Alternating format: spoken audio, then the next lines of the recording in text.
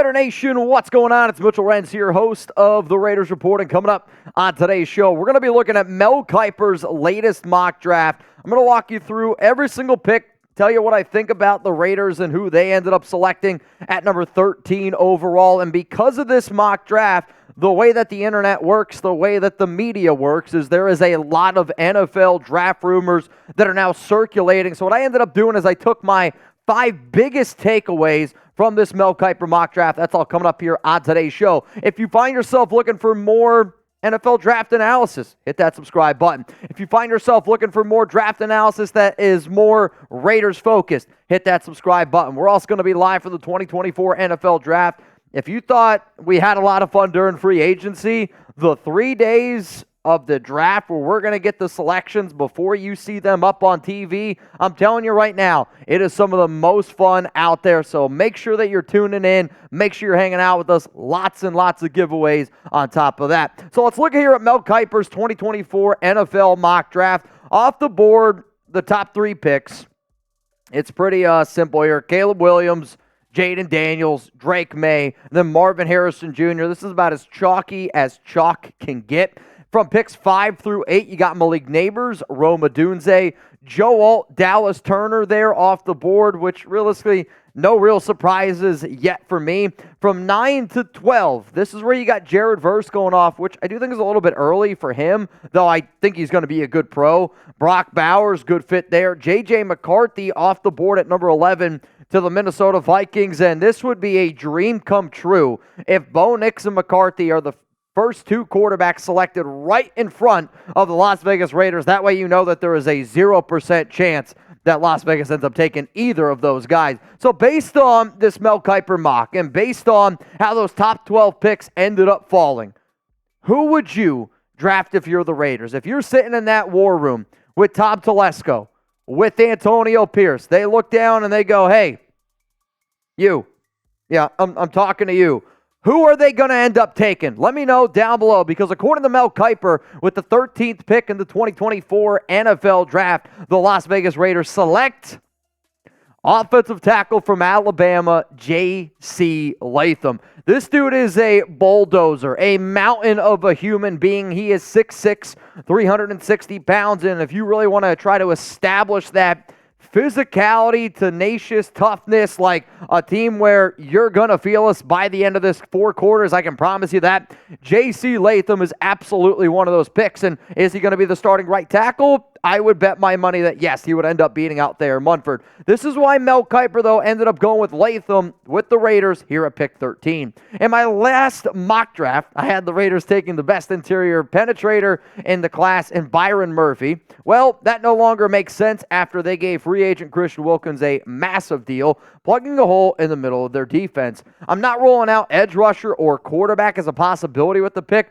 They did add Gardner Minshew in free agency to at the very least be a bridge passer, but I keep staring at their depth chart and wondering who's going to play right tackle. Let's fill that void with Latham, the best right tackle in this class. Latham started 27 games at the position in college, surrendering just 2 sacks and 16 total pressures. He can also dominate in the run game with his 6'6", 342-pound frame. Las Vegas is remaking its run game without running back Josh Jacobs, who signed with the Green Bay Packers, and Latham could be an integral part of its rebuild. The Raiders ranked 28th in yards per rush attempt, 3.7 last season.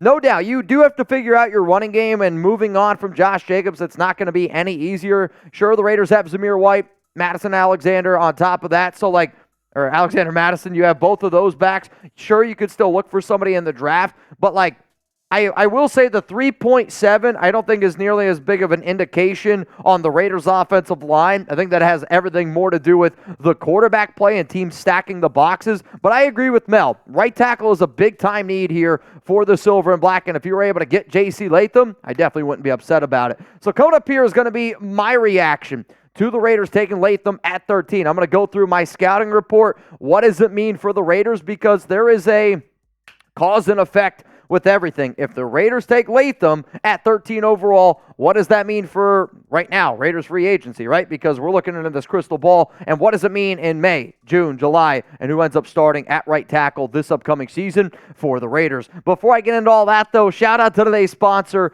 Prize Picks. And March Madness, it's here, dude. I'm super excited. I know football is no longer around, but I'm excited to test my skills with Prize Picks. So the Raiders Report is made possible by Prize Picks, and they've got specials for new and returning users alike for March Madness when you head over to prizepicks.com/CLNS.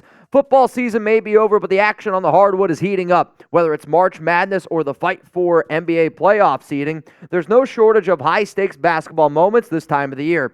Get on the excitement with Prize Picks, America's #1 fantasy sports app, where you can turn your hoops knowledge into some serious cash.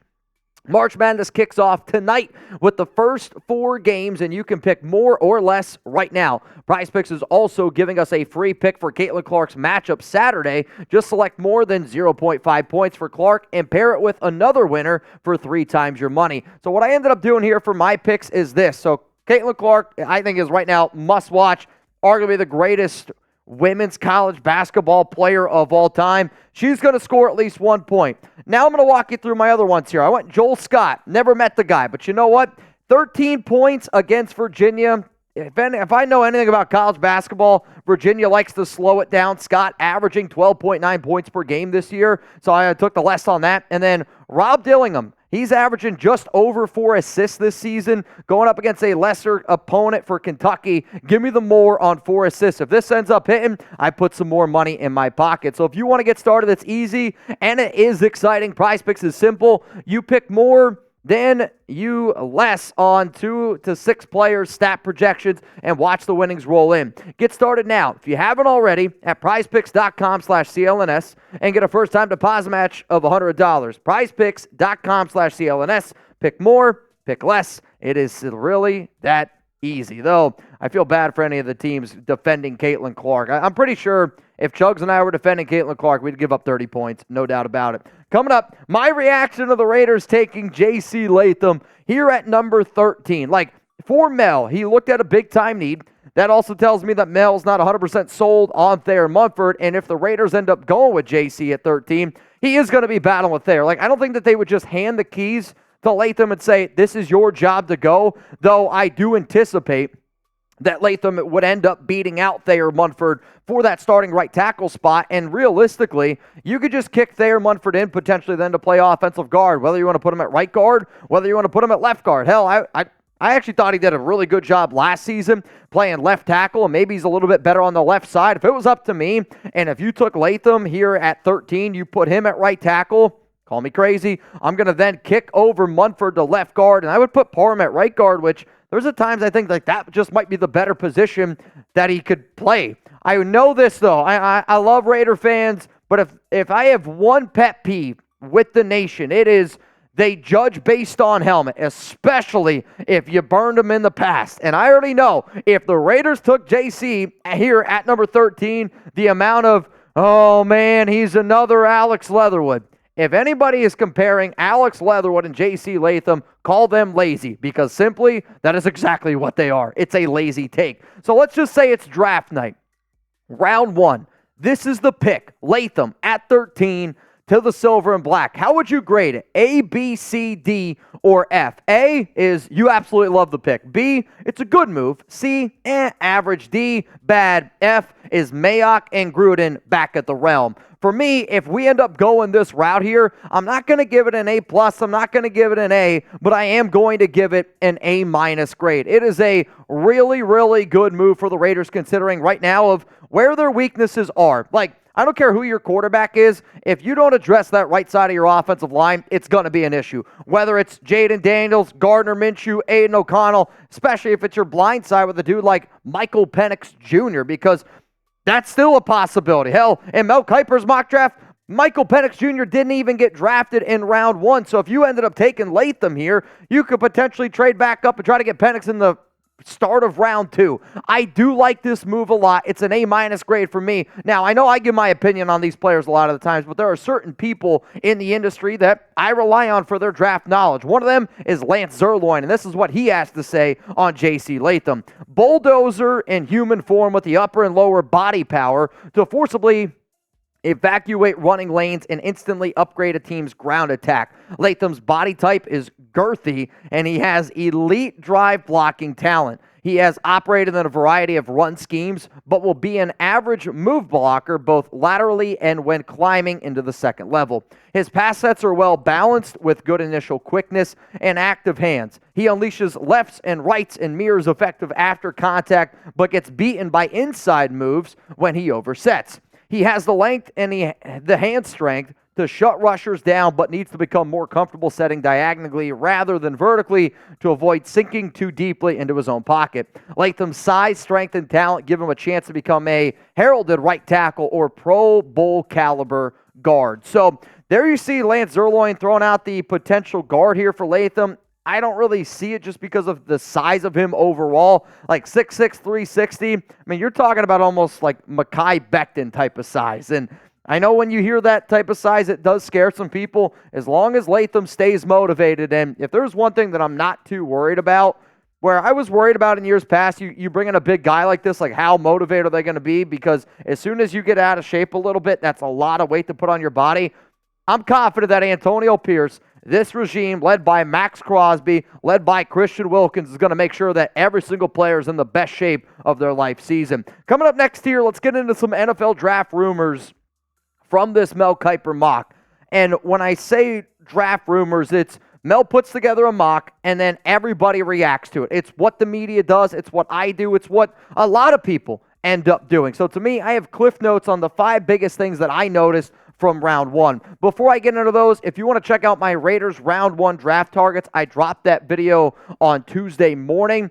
Bottom line, we hear all the time the Raiders aren't going to be trading up for a quarterback. So what I decided to do is rank and do this realistically of players that could actually be available to the Raiders at 13, and I ended up ranking the top 15 prospects there. If you want to go check out this video, it's going to be in the comments. It's going to be in the description of today's show. So let's look here at the draft rumors from Mel Kiper. One is the top 3 teams are taking a quarterback, which the more and more things that come out, the more and more I'm starting to wonder, is this the truth? Now, I will admit there was a report that came out today or yesterday around the Patriots, which said that apparently they like Malik Nabers. Maybe they end up going that route. I will admit, though, if the Patriots end up trading out, I see the Raiders would be interested if Jayden's on the board, but I also know that Minnesota's going to be interested if Drake Maye is on the board. 5 quarterbacks drafted before pick 13 I did think was kind of wild. I would say 4 right now. I do not see Bo Nix going in that early. If he ends up going to the Denver Broncos, though, at 12, I might go streaking through the quad.